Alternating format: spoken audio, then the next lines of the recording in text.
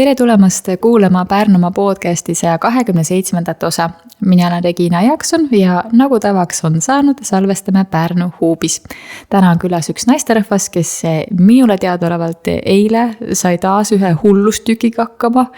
Miks ma ütlen hullustükiga, sest et need inimesed, kes teevad kas siis pool triatloni või triatloni, no need teevad hullustükke minu arvates. Tere tulemast, Anu Piiroja. Tere! Kuidas sul eilne hullustükk siis läks?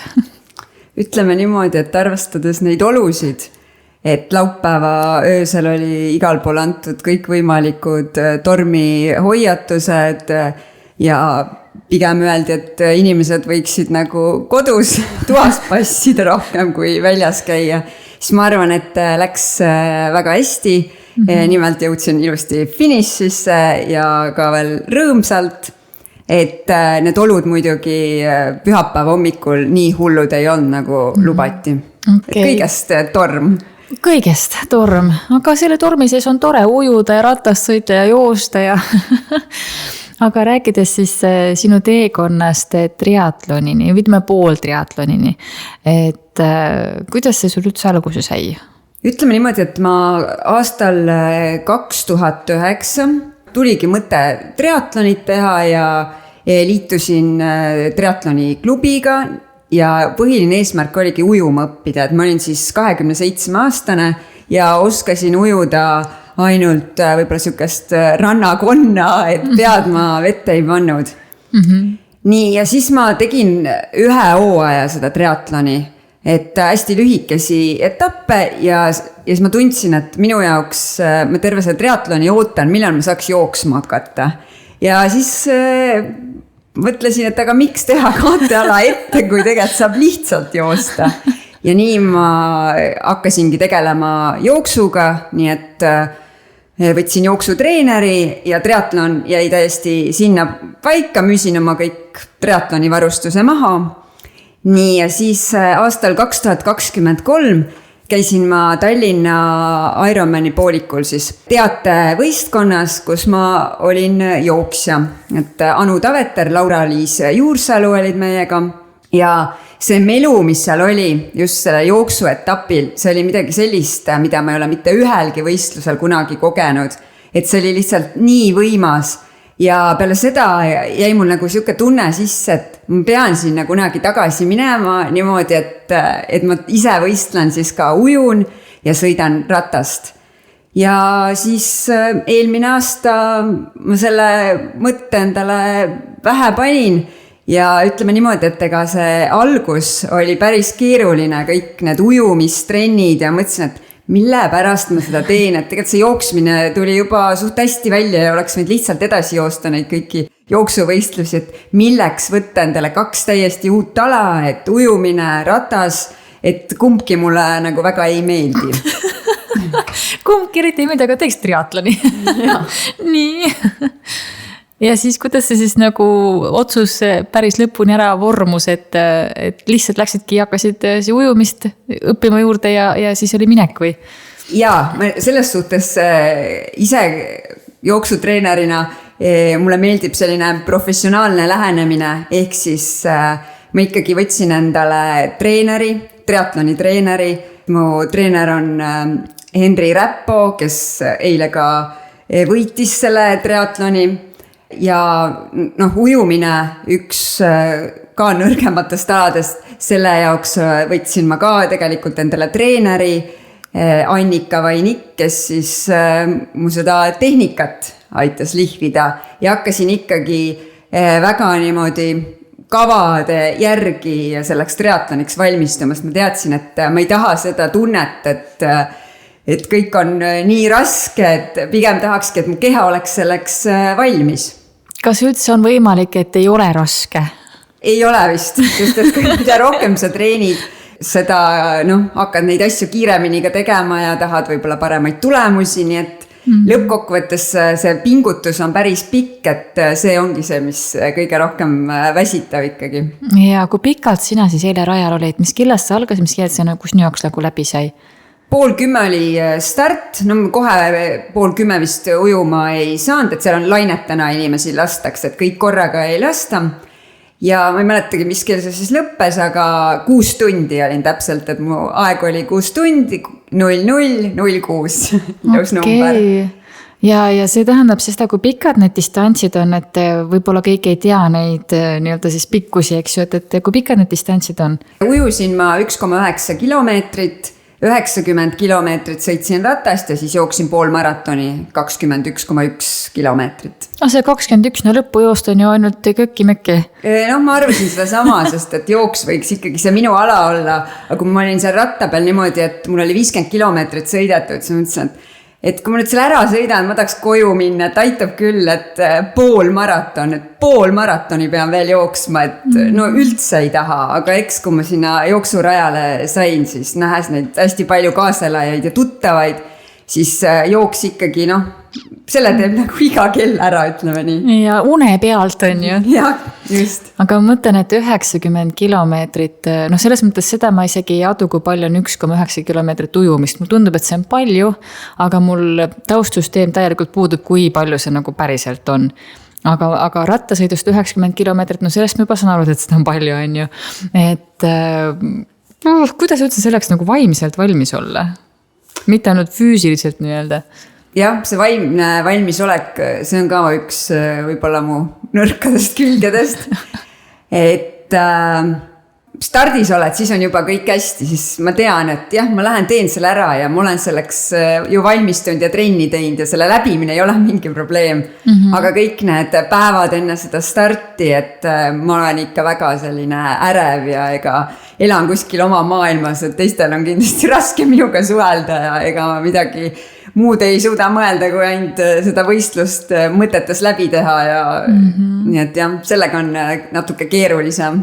Aga öeldakse, et peale võistlust on ka siis veel see adrenaliin nii nagu laes, et ega siis ka kohe uni peale ei tule, et kas sul on selle võrra nagu lihtsam, kui sa juba eelnevalt ära stressad?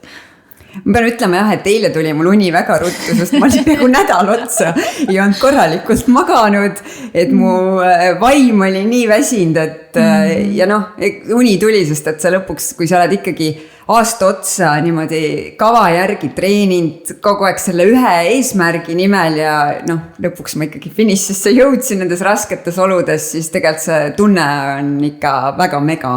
Räägi, mis tunne see on, kui sa seda kirjeldaksid. Minul seda kogemust sellisel kujul nagu ei ole, on ju. Et mis tunnete kompott see siis üldse on, kui inimene lõpetab pooliku triatloni? Et kuidas see nagu, mis see on? No seal on esiteks juba see Ironmanil see punane vaip, kuhu sa siis jooksed, kes esimest korda läbivad, saavad ka kella helistada. Selle kella helistamisega on see, et see on mul ära jäänud eelmine aasta, kui ma esimest korda seda läbisin, siis ma seal finiši sirges, mul ei tulnud isegi meelde, et seda kella helistada ja nüüd ma olin teist korda, nii et ma ei saanud, et mu ainuke võimalus seda kella helistada on minna siis täis pikale triatlonile, et siis ma seda kella saaks helistada. Aga jah, kui sa sinna juba punasele vaibale jõuad, siis eelmine aasta ja ka see aasta no ei ole võimalik mitte nutma hakata, et ikkagi need emotsioonid ja ma tõesti ei tea, et ma ühelgi ka maratonil, jooksumaratonil, kus ma ei tea, tulin ka Eesti meistrivõistlusel teiseks ei ole sellist emotsiooni kogenud, sest tegelikult see pingutus, see on ikka nii suur, et jah. Ma isegi tõesti ei kujuta üldse ette, mis tunne see olla võib, et ja kõik see nagu aasta aega treenimine põhimõtteliselt, et see ettevalmistus, eks ju, et mis sa siis nüüd teed, tühjuse tunne ka natukene ju, et nagu, et mis ma nüüd siis tegema hakkan? Jah, ega tegelikult ongi sportlastel peale seda suurt pingutust saabubki siuke, ma ei tea, madal seis, mis edasi, aga kuigi iga kord, kui ma päevad enne seda võistlust mõtlen, et ma ei taha rohkem minna, ma ei saa selle närvipingega hakkama, siis nii kui selle ära lõpetad, siis juba hakkad mõtlema tegelikult järgmise aasta peale. Ja minule nagu kõige rohkem meeldibki mitte nii väga võib-olla võistelda, kui see protsess, see sinna jõudmine, need treeningud ja ka need sellised tagasilöögid, et ega see aasta samamoodi oli 2 kuud, kus ma põhimõtteliselt ratast sõita ei saanud, sest põlv oli siis, sest rattasõidust oli ülekoormus et ei teadnud nagu lõpuni välja, kas ma üldse sinna Ironmanile minna saan. Kõik see protsess ongi see, mis tegelikult pärast sellise suure emotsiooni põhjustab. Ja see suur töö selle nimel nii-öelda. Aga nüüd on juba mõtted paigas, et järgmine aasta ikkagi uuesti või nüüd on ikkagi juba täispikk plaanis või mis mõtted käivad?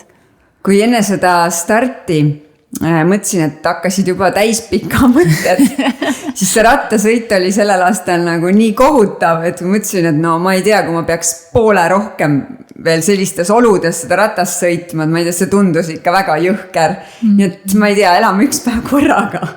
Aga pooliku plaan pigem on kindlam, aga ei tea kunagi. Selles mõttes on nagu nii tore, et minu teadvuses oled sa ennekõike ikkagi nagu jooksuga seonduvalt on ju. Ja siis sa räägid, et tegelikult ma nagu jõudsin jooksu juurde läbi selle, et ma läksin triatloni trenni. Mida? Ja vaata, kuidas on elu ikkagi nagu toonud sind tagasi selle juurde on ju. Jah, sest jäigi selline tunne, et midagi ja ikkagi nagu lõpetamata, kuna sel ajal ma nagu pikemaid distantse teha ei jõudnud. Ja kui esimene aasta need esimesed treeningud, mõtlesin ka, et ma teen selle ükskord läbi ja ma lähen oma jooksu juurde tagasi, kus ma tunnen ennast nagu paremini ja see tuleb lihtsamini, siis mida aeg edasi, mida rohkem ma neid trenne teen, siis ma näengi, et mulle meeldibki see triatloni mitmekesisus, et ei ole ainult iga hommik jooks, vaid on tegelikult ka ujumine, jooks, ratas, et see on kindlasti selle spordi selline võib-olla parem külg.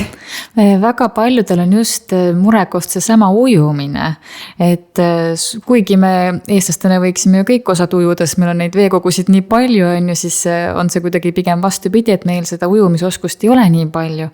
Ja nii mõnigi, kes on nagu mõelnud, et oleks nii äge teha seda triatloni, on just see ujumine takistuseks saanud, sest et isegi siis, kui see nagu poolik on see 1,9 kilomeetrit ikka päris palju on ju, et kuidas sa nagu julgustaksid neid seda sammu tegema, et see ujumine tegelikult ei olegi nii hull, kui sa seda ikkagi nagu treenid ja õpid seda on ju. Jah, selle ujumisega on nii nagu kõikide teiste aladega. Mina samamoodi olin täiskasvanu, kui ma õppisin krooli ujuma. Et võib-olla minu pluss on see, et ma üldse oma õppimised tegin veekogus. Ei ole ma nagu basseinides, kuna mul Otepalt pärit, meil ei olnudki seal basseini. Et mul sellist veekogu hirmu ei ole, mis väga paljudel inimestel on. Aga hakkasin täpselt samamoodi täiesti nullist 27 aastane olin õppima ujuma ja ega ma pean ütlema, et oligi need esimesed ujumistunnid, need olidki päris õudsad, et enne seda oli mul ikka korralik ärevus, võiks öelda, et kõht oli lahti enne trenni, siis näiteks tavaline oli ka see, et peale ujumistrenni pea valutas, kõik see hingamist ei saanud paika.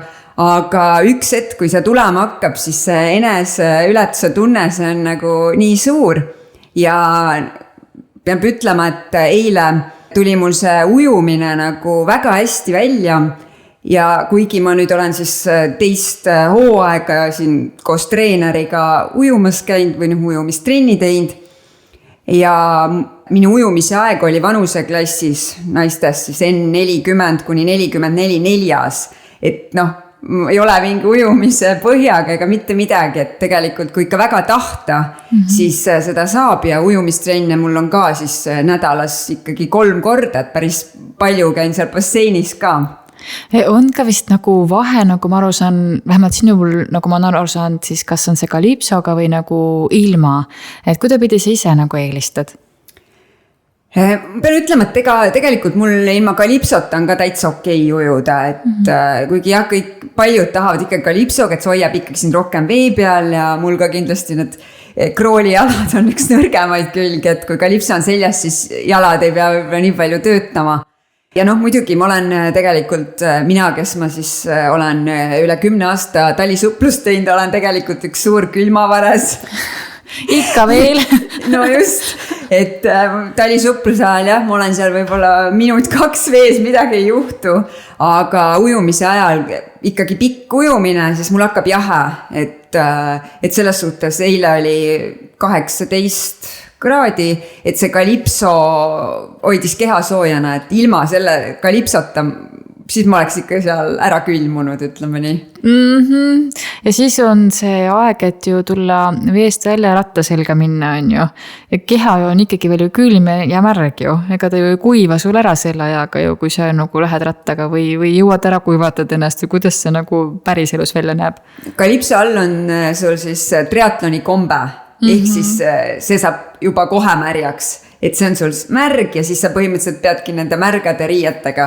Aga kuna ma eelmine aasta seal rattas nii külmetasin, siis see aasta ma võtsin teadliku otsuse, et mul lähebki vahetusalas kauem, aga ma panen kõik riided selga ja mul reaalselt oli siis vihmakile ja kõik, no kui teised lähevad seal, ma ei tea, 2 minutiga minema kohe, siis ma panin ennast paksult riidesse, sest mulle see külmetamine üldse kohe ei sobi, et ja oligi hea soe sõita. Issand, kui kaval. Tegelikult on see kaval, et sa ju pead tegema selle asja enda jaoks meeldivaks, mitte niimoodi, et sa nagu lihtsalt nui 4 pressid selle läbi, on ju. Pärast ei jää endale head tunnet sellest külmetanud ja nii edasi, võib-olla haige ka veel takka pihta, on ju. Et sa pead tegema selle asja ju enda jaoks niimoodi, et see oleks nagu täiega fun. Ja nii oligi, et eelmisest aastast lihtsalt oli nii paha kogemus sellest külmetamisest, kus lihtsalt hambad värisesid ja tõesti siuke tunne tekkis, et millal nüüd see alajahtumine, et mis on need sümptomid, et asi läks nagu nii hulluks. Et ma teadsin see aasta, et ma ei kavatse nagu niimoodi külmetada, et esikohta ma niikuinii ei saa. Ja ei lähe nagu selle kindla nagu eesmärgiga, on ju. Aga jooksmine seal lõpus, see siis oligi nagu põhimõtteliselt, no kuna see on ju praegu väga suur trumpala, on ju, et siis nagu oli juba lihtsam.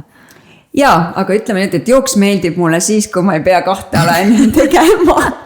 Et triatloni sees see jooks on ka juba selline, et sa oled päris kauaajaliselt ju rajal olnud, sa oled juba ikkagi väsinud ja siis sa lähed sinna jooksma, aga ütleme nüüd, et õnneks jooksujalad mind alt ei vedanud, et jooks tuleb ikkagi mul lihtsalt ja paljud sõbrad ka ikka raja ääres õikasid, et väga ilus jooksusamm. Endal oli küll selline tunne, et ei liigu väga edasi, aga nüüd, kui sa ikkagi praegu on ju veel sul see jooks, ütleme selle nagu võistluse järgne süke nagu heas mõttes eufooria või see hakkab juba nagu vaikselt ära minema?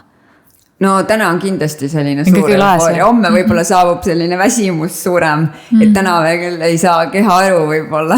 Ja. Et mis siis on nagu see koht, kui see nagu rahunemise periood tekib, et kuidas see siis on? Kas see ongi see, et nagu on lihtsalt nagu lõppväsinud või kuidas see nagu väljendub siis, kui see nagu suur joovastus nii-öelda üle hakkab minema? No siis tulebki see madal seis. Ikka selline tühi tunne nagu ikka, kui elus, kui mingi enda jaoks võib-olla suure asjaga oled hakkama saanud, et mis siis nüüd edasi. Et aga tulebki nautida seda, et täna tõusin üles ja mõtlesin, issand kui hea, ma ei pea mitte kuskile minema, ma ei pea basseini minema, ma ei pea jooksma minema, ma ei pea ratast sõitma. Et kui sul tegelikult neid vabu päevi, trennivabu päevi on väga vähe, siis see on nagu nii mõnus tunne, et sa midagi tegid ära ja sa saadki täna lihtsalt olla. Et nüüd tulebki nautida, et saab neid trenne rahulikumalt võtta ja kehal lasta siis taastada. Kui kaua see taastumise protsessis on, et kunas sa ka teile uuesti täie hooga nagu nii-öelda trenni tegema? No selline täie hooga, seda tulebki võtta 1 päev korraga, vaadata, mis see keha teeb, kuidas see keha taastub, aga meid plaani on veel võib-olla mõnel jooksuvõistlusel ka osaleda, aga enne tuleb sellest nagu välja tulla sellest. Aga sul on ikkagi uus plaan paigas, et järgmine aasta ka minna poolikule või on ikkagi juba täispikki nagu silmees või mis su mõtted nagu on?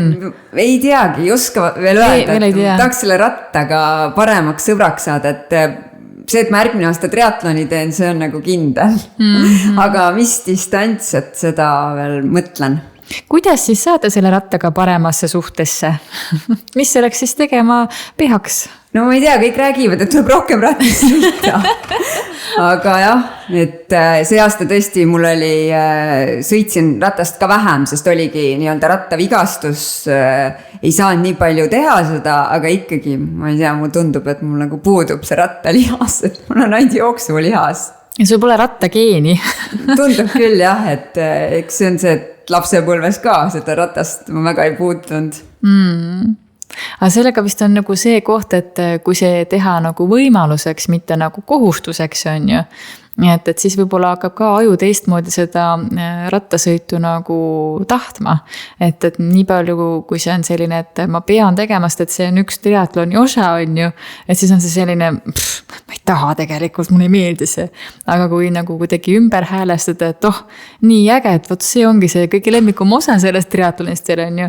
Siis mul tundub, et on juba keha ju ära oodata, kui saaks ratta otsa sõitma minna pikad distantsist võtta nii-öelda. Selles suhtes on sul väga õiged mõtted, sest minuga nii läkski, kui ma selle rattavigastuse sain. Enne seda ma kogu aeg rääkisin, kuidas mulle see ratas ei meeldi ja ma ei taha seda ja nii raske ja pigem valisin alati nagu jooksutrenni.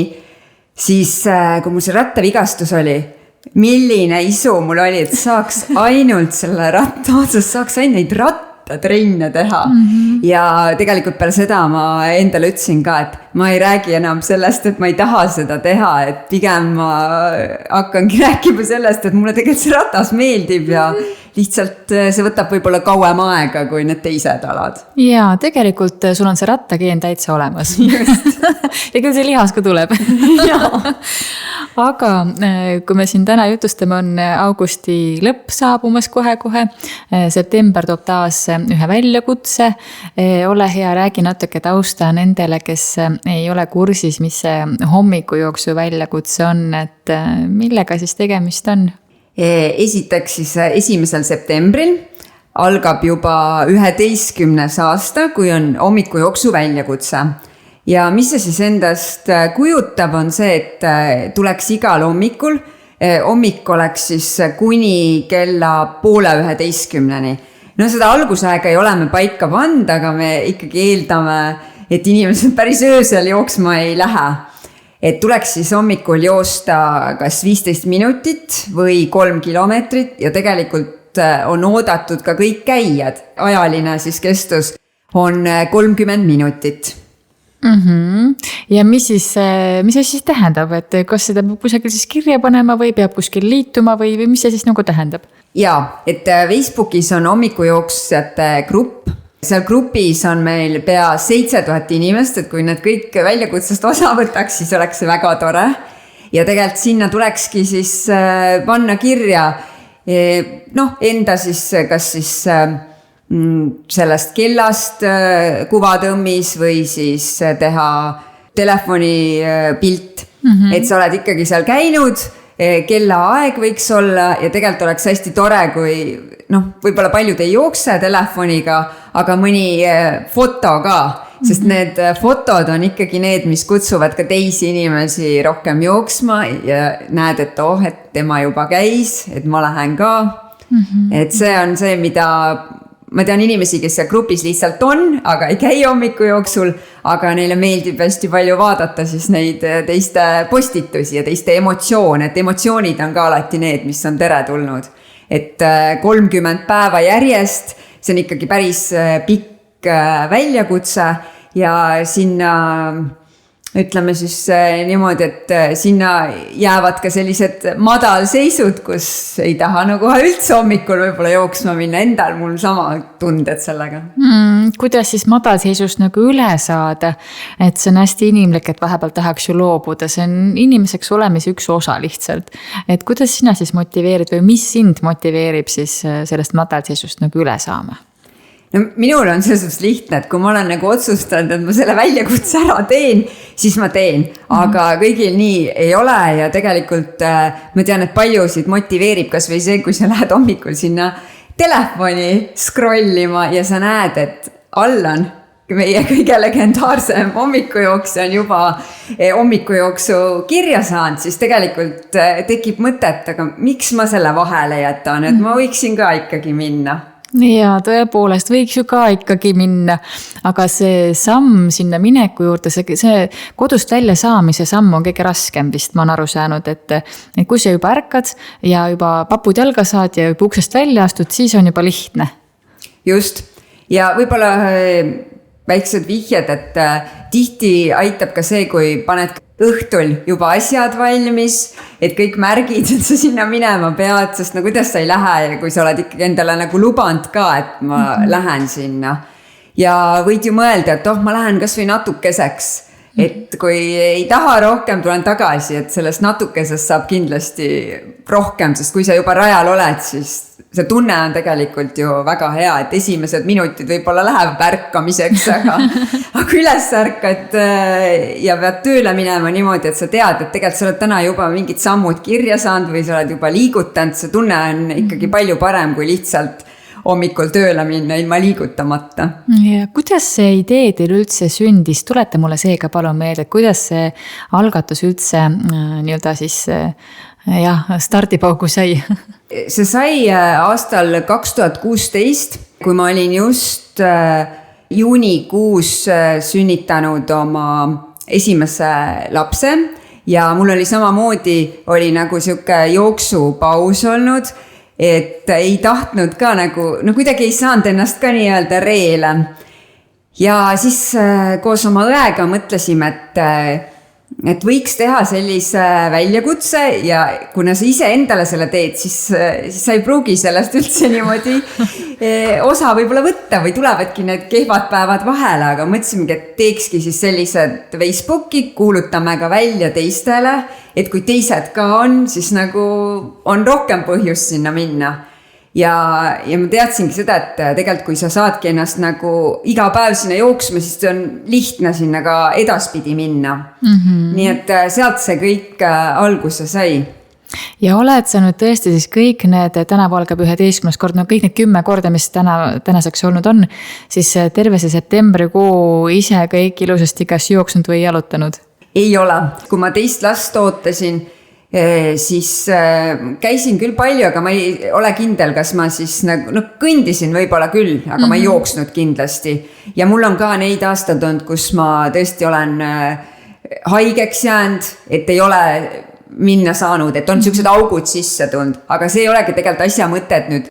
Me tahaks muidugi, et kõik teeks selle 100%, aga kui tulevadki haiguspäevad, mitte midagi ei juhtu, mõned päevad jäävad vahele, oluline on ikkagi see, et enam-vähem see stabiilsus, et sa ikkagi lähed ja et sellega midagi katki ei ole, et kui nüüd jäi vahele, et nüüd ei lähe järgmised hommikud ka, et pigem tuleb unustada see, et üks päev vahele ja hakata nii-öelda uuest päevast otsast pihta. Väga äge, et sa selle välja tõid, sest et kui me nagu võtame selle eesmärk, et ma pean käima iga päev selle kuu aja jooksul ja siis kui tulebki see üks päev, kui mis iganes, nagu tõidki välja, võidki haigeks jääda, no mida iganes, eks ju. Ja kui see üks päev on vahel, siis ka on väga raske uuesti öelda, et kuidas ma nüüd lähen, kui ma pidin terve kuu käima, on ju. Aga tegelikult on see okei. Just, ja võid ju pikendada ka seda oma hommiku jooksu, septembrikuud võid edasi lasta, kui tahadki nagu kuu täis saada, et see ei ole jah mingisugune, et nüüd oledki mängust väljas. Ja. Vaata, kui palju inimene ise endale mingid pseudoprobleeme loob peas. No selles mõttes, et kas või see sama, et mis siis saab, kui ma siin 2 päeva minna ei saa, et mis siis saab, on ju. Mitte midagi ei saa, lähed 3. päeval ja hakkad jälle otsast pihta piltlikult öeldes, on ju. Tegelikult on see jumala okei. Just, ja tegelikult kui ikka väga tahta, siis leiab ka need võimalused alati. Et tean ju paljusid hommikujooksjaid, kes ma ei tea, oma elu mingil määral planeerivadki, et saakski hommikul see jooks tehtud. Et kas tõusedki siis täna varem või, et ma arvan, et jah, see ei ole nagu keeruline. See 1 kuu kindlasti mitte. Ja tihti võib juhtuda jah, et mõni jääbki jooksma, nagu see sama legendaarne hommikujooksa, nagu sa siin veel tõid korraks. Mul on juba lugemine sassi läinud mitmes kord temal nüüd seda, see sai ka alguse sellest hommikujooksu väljakutsest, et tegi kuu aeg ära ja siis jäigi jooksma hommikuti, et ka nii võib juhtuda. Just, ja Allan on tegelikult ka öelnud seda, et tal ongi lihtsam niimoodi treenida iga päev käies, kui mingid augud vahele tulevad, et saada uuesti võib-olla ennast sinna treenilainele, nii et igaüks peab leidma selle, mis tema jaoks kõige õigem on. Jaa, aga see hommikujooksu grupp on siis nagu kõigile avatud, et kes tahab nagu liituda, saab ennast lihtsalt nagu liituda või kuidas see käib?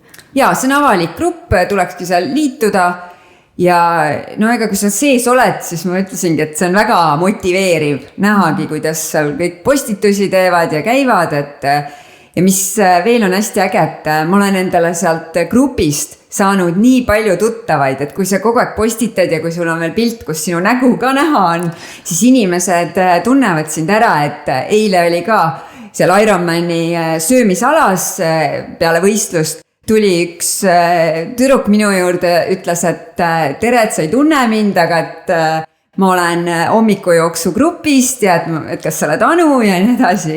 Et nii tore, et selliseid inimesi on tegelikult nende aastate jooksul nii palju tulnud, keda varem ma ei ole tundnud, aga lihtsalt sealt grupist oled inimestega tuttavaks saanud ja kui sa käid erinevatel võistlustel, siis seal sa ka neid näed, et tegelikult on see nagu väga lahe selline kogukond. Ja tasub sellest osa saada, kui sa vähekenegi nagu tunned, et see on sinu teema, et siis miks mitte. Võib-olla on see esimene mõte, et aga huvitav, et võib-olla ma nii palju nagu ei käi, et ainult see septembrikuus, et mis ma siis nagu ikka liitun, on ju. Aga nad tõidki kihvti asja välja, et sealt saab nii palju ägedaid tuttavad ja kes veel ka edaspidi motiveerivad ennast edasi liikuma nii öelda. Ja siis kindlasti ütleks ka ära selle, et väga paljud ütlevad, et aga ma ei ole hommiku inimene. Et jälle siinkohal Allani tooksin välja, Allan samamoodi ütleb, et aga ta ei ole hommiku inimene, aga tegelikult sa saad ikkagi mingeid asju ju muuta. Et sa hakkadki hommikul jooksma, et lihtsalt keha vajabki aega sellega harjumiseks. Et kui sa võimalust ei anna, siis sa ei olegi hommiku inimene. Jah, aga see ongi see õppimise koht nii öelda, on ju. Aga nüüd, kes siis tahab, saab ise uudistada juurde hommikujooksu kohta. Sinu trennid, kuidas sa nendega jätkuvalt toimetad edasi? Anu jooksutrennid. Just. Ja, et meil trennid on ka 2 korda nädalas, esmaspäeviti ja neljapäeviti kell 6. Et jooksutreenidega täpselt sama asi, et kõik on sinna oodatud, ka täiesti algajad, ka need, kes ei ole üldse jooksnud, et me ei jookse kõik koos, kõik siin, ma ei tea, mis sellises kiires tempos, et kõik saavadki teha täpselt nii, nagu neile on kõige sobilikum. Et jooksutrenn ei tähenda seda, et sa pead tugev olema, et sinna trenni tulla. Kahjuks inimestel on see arusaam, et paljud kardavad seda trenni ja siis kui nad näevad ka, et kes seal veel käivad, siis peale seda tekib kohe see, et ei, see ei ole üldse minu jaoks, aga tegelikult just on, et kui sa tead, et sul on kellaajaliselt 2 korda nädalas trenn, siis on seda tõenäosus, et sa jooksma lähed palju suurem ja teistega koos on ikkagi seda palju lihtsam teha. Mis siis, et sa teistega koos ei jookse, aga et teised on seal trennis. Et kõik on ikkagi oodatud trenni. See on äge, et sa välja tõid selle koha, et see ei pea inimene olema juba tippvormis selleks, et tulla jooksutrenni, sest et olgem ausad, et kui me loeme inimesed, kes käivad ju jooksuvõistlustel või jooksmas, kui neil on veel Anu jooksutrenni riided seljas, eks ju, siis on see tunne, et issa nad jooksevad nii kiiresti, on ju, ja nad jooksevadki kiiresti, aga see ei tähenda, et nagu kõik on samal tasemel, on ju. Ja võib-olla hästi palju nagu ehmatabki ära see mõte, et aga ma ei ole nii kiire, et ma saaksin nagu osaleda seal, et kuidas see trenn siis üles ehitatud on selliselt, et näiteks kui keegi alles alustab täiesti jooksmisega, ja siis on keegi, kes on nagu juba aastaid jooksnud, on ju, et kuidas sa selle siis üles ehitad? Trenni alguses on soojendusjooks, et tavaliselt on meil see 20 minutit, aga see on ka jälle nii, et kui sa täiesti algaja ole, sa ei jookse 20 minutit soojendust juba, sinu jaoks ongi see võib-olla juba kogu trenn, et saab ka teha kõndjooksu see soojenduse aja. Ja siis on jooksuharjutused, mis on küll kõigile täiesti võimetekohased, et saab ka neid vähem maad teha, siis meil on mingisugune distants, mille peal me neid teeme, et see on tõesti kõigile võimetekohane ja siis ongi trennis selline kiirem osa, kus on need jooksulõigud ja seal teevad ka kõik oma lõik oma tempoga, et keegi ei hakka teise tempoga neid tegema, et sellepärast tõesti ei ole vaja üldse, ma ei tea, karta või mõelda seda, et aga need teised kiired vaatavad, et miks ma kuskil siin ees olen või sellel kiirel ei ole üldse aega isegi mõelda, et see aeglane seal on, sest ta mõtleb ainult selle peale, kui raske endal on, et ei ole aega mõelda teiste peale, kes aeglane on või kes mitte, et ja samamoodi igas vanuses inimesed on oodatud. Ma kunagi selle trenni tegin, siis pigem peangi ennast selliste harrastajate treeneriks, et ega ma ei olegi kunagi mõelnud, et inimesed võib-olla nii kiireid aegu hakkavad jooksma, aga see on lihtsalt aja jooksul niimoodi kujunenud. Et pigem ma tahakski trenni rohkem tuua selliseid täiesti algajaid, sest nendest algajatest saavadki kunagi need, ma ei saa nüüd öelda, et nüüd nii väga kiired, aga ikkagi need arenevad tegelikult väga kiiresti, kui nad õigesti hakkavad trenni tegema.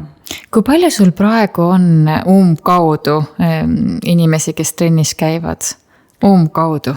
Ütleme nüüd, et see oleneb päevast, aga siuke 10–25 on trennis. Aga kui me võtame üldse Anu jooksutrennidest, siis seal inimesi ikkagi on võib-olla siuke 60, aga kõik trenni ei satu ja et jah, esmaspäeviti millegi pärast on rohkem, et kas see päev sobib rohkem või siis on, ma ei tea, lihtsam trenn või ei oskagi öelda, mis seda esmaspäeval inimesi rohkem trenni toob. Aga ütleme, kui ongi näiteks trennis seal 20 inimest näiteks, siis ongi täiesti okei, et seal ongi kiiremad ja seal ongi nagu aeglasemad, ehk et ongi kõiki juba sul nagu nii seal sees on, et ei pea üldse nagu pabistama need, kes nagu alles alustavad, et kuidas ma nüüd pihta hakkan, sest et see tõenäosus, et sul on seal kiiremad ja aeglasemad, see on ju päris suur, kui sul on 20 inimest. Jaa, nii ongi ja tegelikult seal on isegi paljud leiavadki endale nagu treeningkaaslase, kellega siis koos neid asju teha, kes on suht sarnaste tempodega, et jah. Lisaks sellele, et teil on jooksutrennid, on teil ka aeg-ajalt sellised toredad ühised üritused, eks ju, et mis on ka ühe kogukonna väga selline kihvt koht, et ei ole ainult see töö ja rassimine, vaid on ka nagu see fun osa, see lõbus osa on ju, et see on midagi enamat kui ainult selline jooksmine ninast veri väljas piltlikult öeldes, et. Ja meil võib-olla sellised, mis on nagu aastast aastasse on selline jõulude paiku koos söömas käimine ja üks legendaarsemaid üritusi on vabariigi aastapäeva tähistamine siis talisupplusega, hommikujooks ja talisuplus. Et seal on ka ikka niimoodi, et see talisupluse osa kohustuslik ei ole, aga iga aasta on neid, kes võib-olla seda üldse ei tee, aga lihtsalt see talisupluse, ütleme siis niimoodi bassein, mille siis mu abikaasa on välja saaginud jõkke, küll südamekujulised, küll siin on Eesti kirjutatud, need on lihtsalt nii kutsuvad, et see külm vesi ei hirmuta isegi sind ära. Aga kui kaua siis Raio selle nimel enne tööd teeb juba, et nagu mitu päeva või see käib tal nagu päevaga või kui ruttu ta valmis teeb need teie suplemise kohad nii-öelda? No see töö on meeletu, see kõik oleneb ka sellest jääpaksusest, et selle aasta see jääpaksus oli nii suur, et tegelikult seda ilusat basseini me siis ei saanudki, tuli leppida siis väiksemaga. Aga muidu jah, ikka eelmisel päeval ikka päris kaua aega. Ja tema siis teeb omale sellise korraliku tööpäeva, et saada see jääauk meile siis valmis. Ja siis me oleme seal 30 sekundit kuni 1 minut.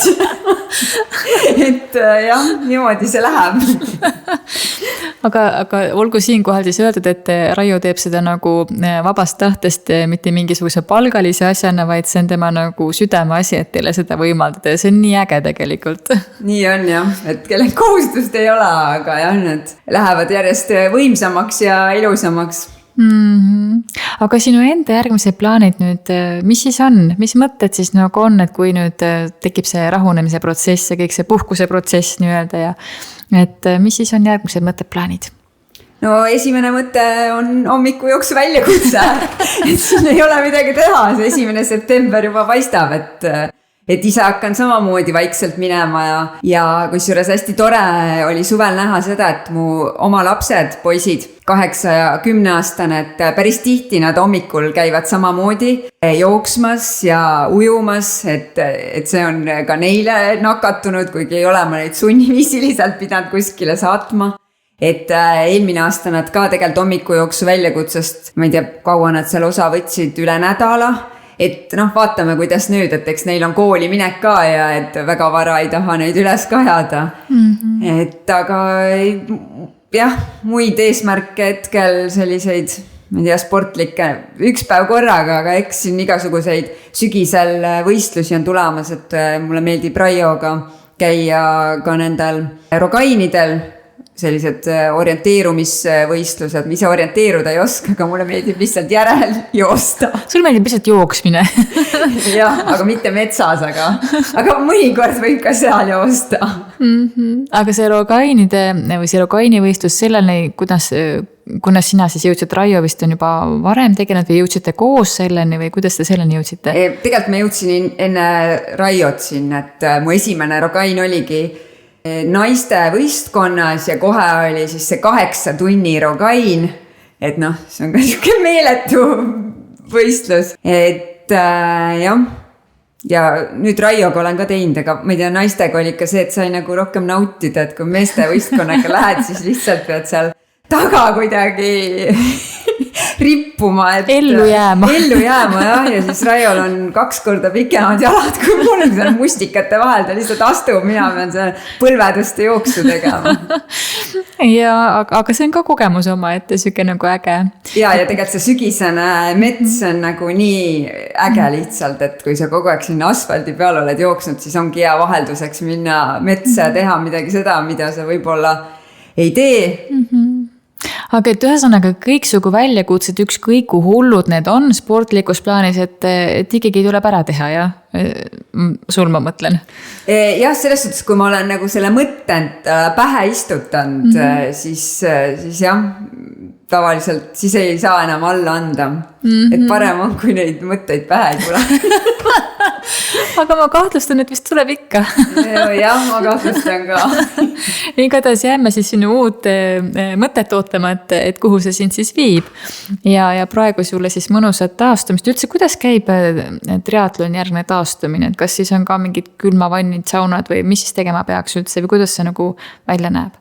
No peale seda võistlust sai kohe sauna minna, seal oli külm oli sees juba, et aga ei, ma arvan, et see nädal on plaanis äkki spa-külastus ja nautida kõike, mis vähegi nautida saab ja noh, korralik toitumine, sest ega sinna rajale jäi päris palju. Täna hommikul kaalu peale läksin, siis vaatasin, et 1,5 kilo on kuhugi ära kadunud, eks see kõik vedeliku kaotus ja kõik, nii et mis muud nüüd tuleb sööma hakata. Sööma ja nautima. Just. Kuule, aga sellega võtame kokku, aitäh sulle, Anu. Söö, naudi, tunne rõõmu ja siis juba hakka toimetama jälle hommiku jooksu väljakutsega. Aitäh kutsumast.